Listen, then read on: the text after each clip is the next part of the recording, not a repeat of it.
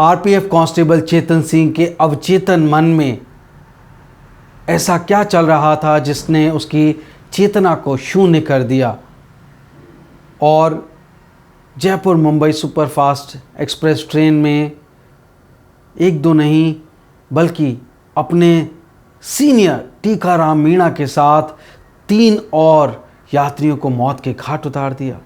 अगर आप आज जो इंडियन एक्सप्रेस, हिंदुस्तान टाइम्स और बाकी अखबारों में जो खबरें छपी हैं उन खबरों पर यकीन करेंगे तो चौंक जाएंगे। चेतन सिंह एक रेडिकलाइज्ड कांस्टेबल था, पूरी तरह से धर्मांध, मुसलमानों के खिलाफ, ऐसा जो सिर्फ हिंदू हिंदू हिंदू बात करता हो, जो इतना इन्फ्लुएंस था मीडिया से, जो उसको मीडिया मिलती थी व्हाट्सएप में, जो वो देखता था, जो टीवी पे सुनता था। और इसीलिए उसने अपने पहले 2 जो विक्टिम्स थे कोच B5 में उसने उनको कत्ल किया ढूंढ ढूंढ के, और फिर ट्रेन में आगे गया, पैसेंजर्स के बीच में से, यात्रियों के बीच में से उठाया, देखा कि क्या पहना है, क्या दाढ़ी है, मुसलमान है। जब उसने आइडेंटिफाई कर लिया तो उनको गोली मार दी। असगर शेख, सैयद सैफुल्ला, अब्दुल कादिर मोहम्मद, 3 मुसलमान उसने मौत के घाट उतार दिए। ऐसा रेडिकलाइज चेतन सिंह आरपीएफ का कांस्टेबल जिसने ट्रेन में, भारतीय रेल में खूनी खेल खेला।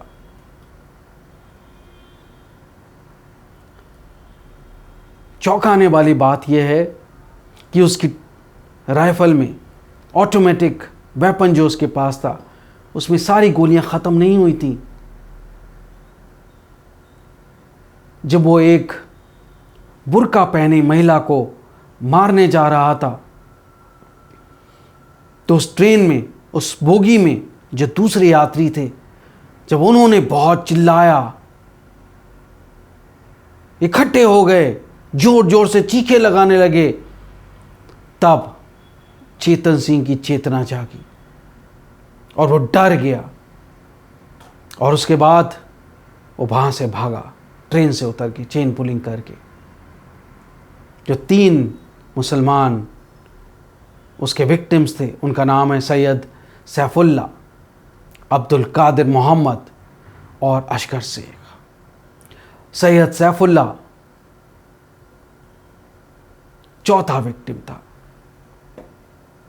उसकी 3 बेटियां हैं और जो छोटी, सबसे छोटी बेटी है वो महज 6 महीने की है।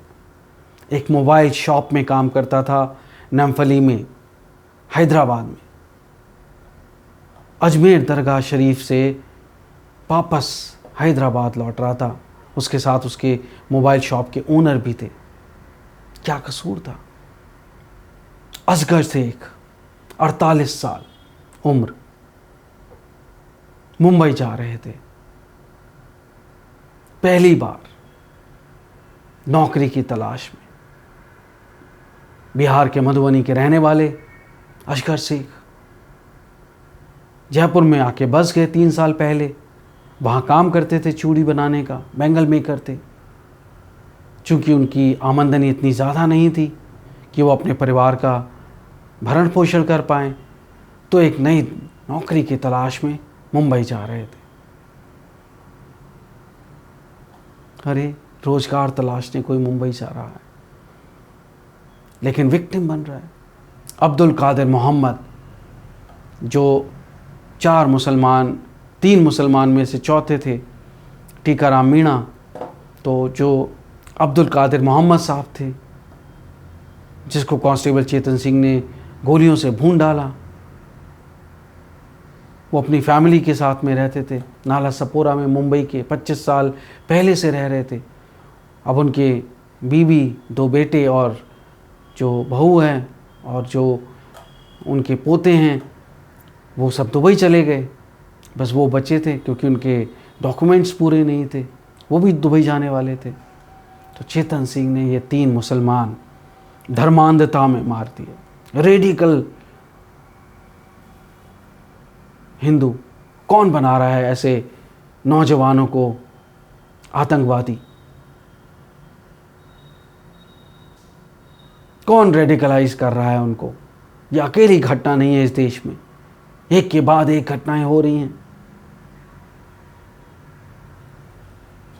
बहरहाल चेतन सिंह को जो खबरें आ रही हैं उसके मुताबिक आरपीएफ ने सस्पेंड कर दिया है। कैसे उसने ये सब पूरा कांड किया, ये सब मैं बताऊंगा आपको।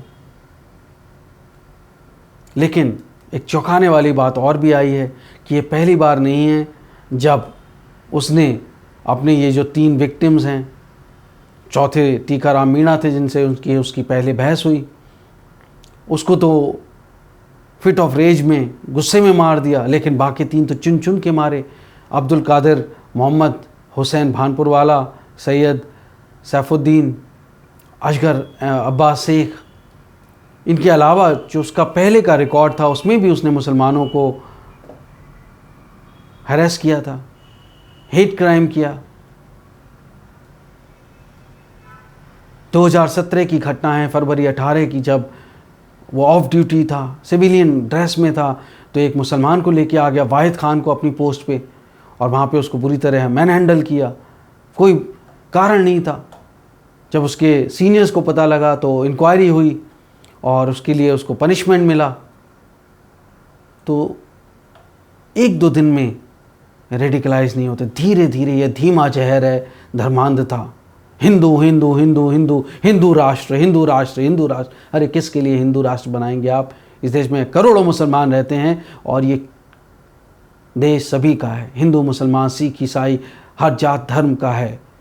संविधान कहता है हमारा हर किसी को हक है। तो क्यों हिंदू राष्ट्र, हिंदू राष्ट्र, हिंदू राष्ट्र दिन भर चिल्लाते रहते हैं? और कुछ तो बाबा खड़े हो गए हैं अब जो कहते हैं हिंदू राष्ट्र। अरे क्या हिंदू राष्ट्र है?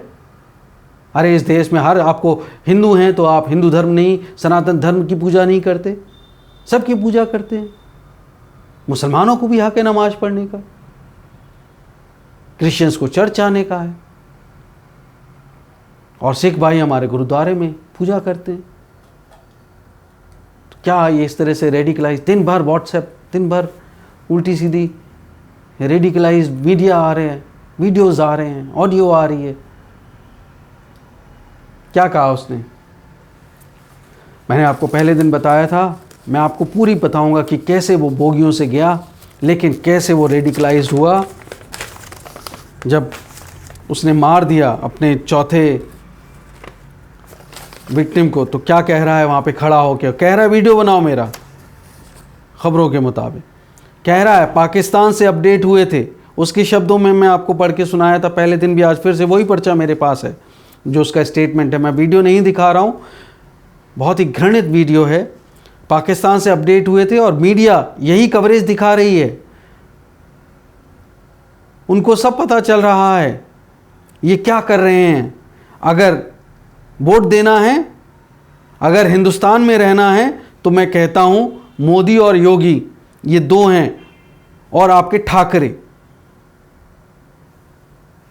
मोदी और योगी 2 का नाम लिया। उनका फर्ज बनता है कि वो आकर स्टेटमेंट दें और उसको गलत ठहराएं, जिससे दूसरे जो युवा हमारे देश के नौजवान हैं, हिंदू हों चाहे कोई और जात पात के हों, धर्म के हों, उन सबको मैसेज जाए। लेकिन योगी और मोदी का नाम ले रहा है। धर्म की राजनीति हो रही है, कम्युनल पॉलिटिक्स हो रही है। अरे भारतीय रेल में खूनी खेल हो रहा है। 12956 जयपुर मुंबई सेंट्रल सुपरफास्ट 31 जुलाई सस्पेंड कर दिया गया आप चेतन सिंह को इंक्वायरी के बाद में, कोर्ट की आदेश के बाद में। आपने देखा कि किस तरह से कोर्ट ने उसका नार्को ब्रेन मैपिंग और पॉलीग्राफ टेस्ट कराने से मना कर दिया था। पुलिस रिमांड में है, डिसमिस हो गया। क्या फ़र्क पड़ेगा? उसको तो फांसी की मांग की जा रही है, उसको तो फांसी होना चाहिए। इतना जघन्य काम किया, नौकरी उसको मिलेगी, तो नौकरी से सस्पेंड करना क्या बहुत बड़ी बात है?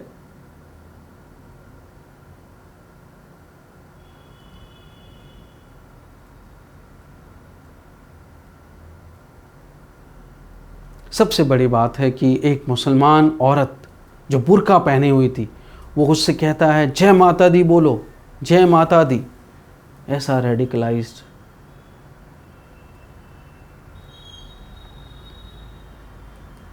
वेपन लेके चल रहा है, पेट्रोल कर रहा है अंदर ट्रेन में।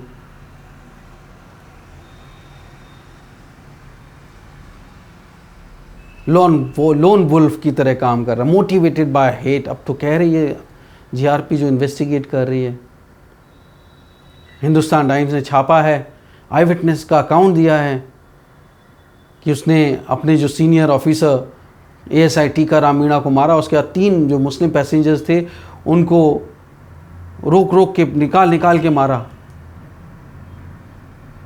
लेकिन जब S5 में पहुंचा तो वहाँ पे पैसेंजर्स ने हंगामा खड़ा कर दिया। पहले जो 2 विक्टिम थे उसने B5 में मारे, और फिर वो आगे बढ़ता गया ट्रेन में, पैसेंजर्स से पूछता गया, देखता गया विजिबल मार्क्स क्या मुसलमान हैं तो उनकी आइडेंटिटी चेक कर, दाढ़ी होती है, टोपी लगाए होते हैं हमारे मुस्लिम भाई। और जब एसेक्स में पहुंचा तो वहाँ पे उसने अशकर अली को मार दिया, जो कि जयपुर में छुरी बनाने का काम करते थे। हेट स्पीच दी जो मैंने आपको अभी पढ़ के सुनाई। सीसीटीवी फुटेज भी मिल गई है जो इन्वेस्टिगेशन कर रहे हैं एजेंसी उनको, जिसमें उसको दिखा है कि वो S5 की तरफ गया और लोडेड गन जो थी उसको एक बुर्का पहनी हुई महिला थी उसको ऊपर तान दिया। लेकिन दूसरे जो यात्री थे उन्होंने बहादुरी दिखाई, उसके चारों तरफ इकट्ठे हो गए और उसकी तरफ चिल्लाना शुरू कर दिया। 7 राउंड बचे थे उसकी ऑटोमेटिक ARM राइफल में। अगर वो चाहता तो और लोगों को मार सकता था, लेकिन ये तो यात्रियों का हौसला देखिए। अरे सीसीटीवी कोई एक बोगी में नहीं लगी, सीसीटीवी तो कई बोगी में लगी, कोई तो मॉनिटर कर रहा होगा, कोई आया क्यों नहीं? ये सबसे बड़ा सवाल उठता है।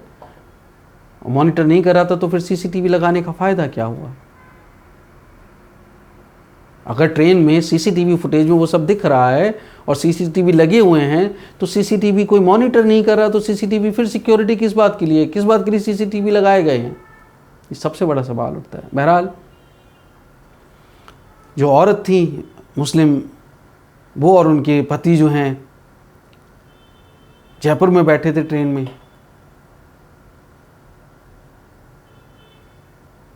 और उन्होंने ये सब बातें बताई, जय माता दी बोलिए। कैसा धर्मांधता है, कैसी धर्मांधता है।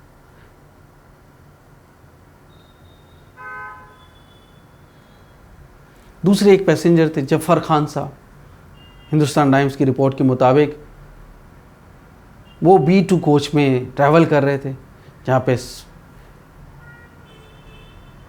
चेतन सिंह ने अपना जो दूसरा विक्टिम है सैयद सैफुद्दीन, उनको खींचा और गन पॉइंट पे पेंट्री कार में लेके मार दिया ले जाके।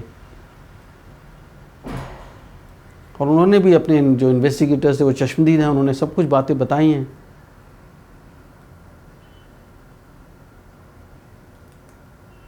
ASI टीका राम का जो आखिरी शब्द थे जब वो मर रहे थे तो इस स्टेटमेंट दिया पैसेंजर ने, जिसकी आइडेंटिटी नहीं रिवील की है जीआरपी ने। वो कह रहे हैं कि वो उठे ही थे, 4:30 बजे थे सुबह के, बाथरूम जा रहे थे, जब उन्होंने देखा कि टीका राम मीणा और चेतन सिंह जो हैं वो पैसेज वे जो होता है बाथरूम के गेट के बाहर, वहाँ पे वो बात कर रहे थे। उनसे होते हुए वो अंदर बाथरूम में गए, और जब वो अंदर थे तो उन्होंने गन फायर की आवाज़ सुनी, और आवाज़ सुनी हाय राम मार दिया, हाय राम मार दिया।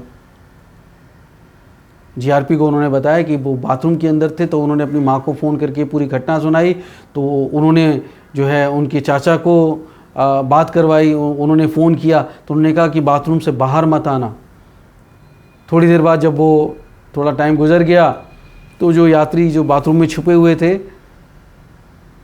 वो बाहर निकल के देखते हैं तो देखते हैं कि दरवाजे के पास ही टीका राम मीणा पड़े हुए हैं, उनकी बॉडी पड़ी हुई है पैसेज वे में। वो डर गए, 20 साल 25 साल की उनकी उम्र रही होगी, और वापस वो बाथरूम में चले गए और बाथरूम बंद कर लिया। ऐसा डिटेल्ड अकाउंट दिया है, मतलब डर का खौफ, डर का कोई साया होगा जो वहाँ पे मंडरा रहा था। इतना डर गया वो यात्री, जाहिर सी बात है। एक और दूसरे यात्री थे, अब्दुल कादिर भानपुर वाला, वो बात कर रहे थे उस यात्री से, और वो लगेज लेके अपना ट्रेन की दरवाजे पे बैताना के पास में जो है, बैतरना या जो भी है उसके पास में उतरने ही वाले थे। उन्होंने गन शॉट नहीं सुना था जब मीणा को मारा था। 20 मिनट का गैप हो चुका था तब तक, B5 में जो मारा।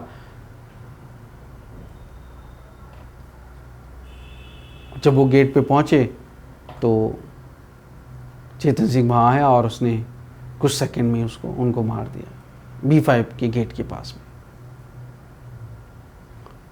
ट्रेन के गार्ड ने बताया कि वो उसके पीछे दौड़ा। जब वो बोरीवली के पास में उतर गया,